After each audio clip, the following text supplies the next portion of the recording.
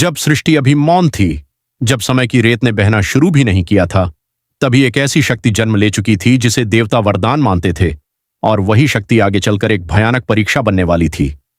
हिमालय की बर्फीली ऊंचाइयों में राजा हिमावान का राज्य फैला हुआ था।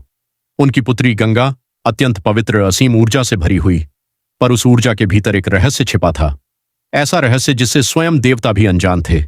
स्वर्गलोक में देवता गंगा की पूजा करते थे, उसके जल से स्नान कर पाप धोते थे, यहां तक कि भगवान विष्णु के चरण भी उसी जल से पवित्र होते थे। पर इसी सम्मान ने गंगा के भीतर एक अदृश्य परिवर्तन शुरू कर दिया। वह सोचने लगी, अगर मैं न होऊं तो देवता भी अपवित्र रह जाएं।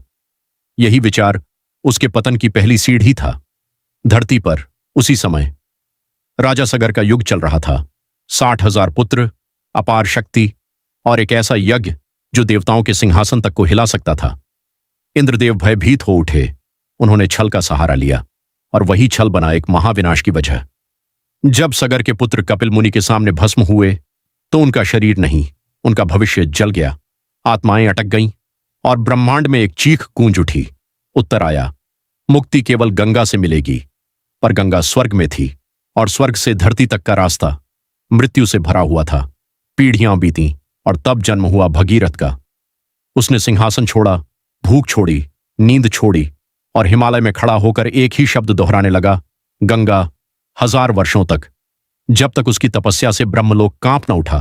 भगवान ब्रह्मा प्रकट हुए, पर उन्होंने सत्य छुपाया नहीं। गंगा का वेग धरती को तोड़ देगा। एक ही समाधान था, भगवान शिव। कैलाश में शिव ध्यान मग्न थे, जहां समय भी थम जाता है।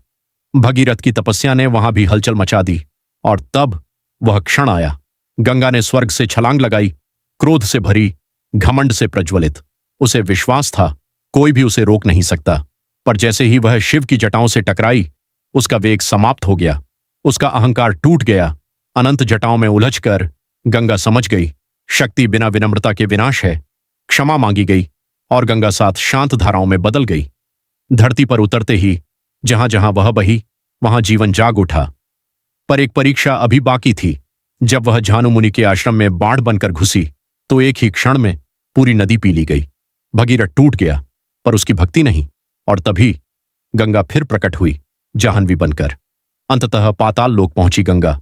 राख भीगी, प्रकाश फूटा, और आत्माएं मुक्त हो गईं। पर गंगा की परीक्षा यहीं समाप्त नहीं हुई। राजा शांतनु से विवाह, 8 पुत्र, और एक ऐसा रहस्य जिसे कोई सहन नहीं कर सकता था। 7 वसु मुक्त हुए, और 8वां देवव्रत, जो आगे चलकर बना भीष्म। आज भी गंगा बहती है, पर हर लहर के साथ यह स्मरण कराती है, शक्ति जब घमंड बन जाए तो शिव चाहिए, और मोक्ष जब असंभव लगे तो भगीरथ चाहिए। गंगा आज भी बह रही है, क्योंकि उसने गिरना नहीं, झुकना सीख लिया। अगर यह कथा आपको भीतर तक छू गई हो तो कमेंट में लिखिए, जय गंगा मैया।